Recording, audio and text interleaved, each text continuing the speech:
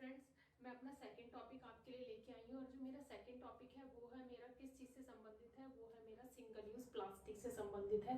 ये भी हमारे एनवायरनमेंट को बहुत ज़्यादा नुकसान पहुँचाता है, इसीलिए और ये हाल फिलहाल में बहुत ज़्यादा इस पर जोर दिया जा रहा है कि इस सिंगल यूज़ प्लास्टिक पर बैन किया जाए, जो कि 1 जुलाई से यूपी में भी इसको स्टार्ट किया गया कि हमें सिंगल यूज़ प्लास्टिक्स पर बैन कर देना चाहिए। अब देखिए सिंगल यूज़ प्लास्टिक है क्या, देखिए है क्या, उसको शुरू करने से पहले मैं बताती हूँ मैं इस टॉपिक को क्यों लेके आई हूँ। हम लोगों को समझना होगा, हम लोगों को इस चीज़ को लेकर भी जागरूक होना होगा कि हमें प्लास्टिक का यूज़ नहीं करना है। ये हमारे एनवायरनमेंट को तो नुकसान देता ही है, साथ ही साथ हमारी हेल्थ पर भी इसके बहुत सारे दुष्प्रभाव पड़ते हैं। अब चलिए सिंगल यूज प्लास्टिक है क्या। सिंगल यूज प्लास्टिक वो प्लास्टिक होती है जिसको हम एक बार यूज करने के बाद दोबारा यूज नहीं कर पाते हैं और वो मिट्टी में मिल जाती है। पर्यावरण में जब वो डिजोल्व नहीं होती है, मिट्टी में वो रसायन दूसरे रसायन में कन्वर्ट हो जाती है, विघटित होकर वो रसायन में कन्वर्ट हो जाती है, जो कि पानी और भोजन के माध्यम से हमारे शरीर में आकर हमारे शरीर को नुकसान देती है और बहुत ही ज्यादा घातक बीमारियां भी इसके द्वारा होती हैं, जैसे कि कैंसर।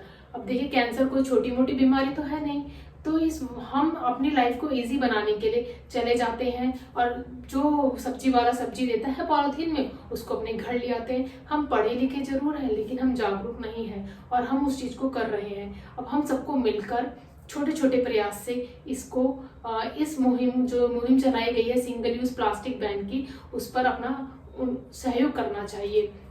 अब देखिए अभी इसमें 19 आइटम आते हैं सिंगल यूज प्लास्टिक में, जैसे कि आपकी थैलियाँ हो गई, आपके डिस्पोजल थिंग्स हो गई, लाइक आपका थर्माकोल के कप हो गए, प्लेट्स हो गई, एंड आपकी कटलरी में चम्मच हो गई, और मिठाई के ऊपर लगने वाली जो फिल्म होती है, मिठाई के बॉक्स पे लगने वाली जो फिल्म होती है उस पर भी बैन किया गया है।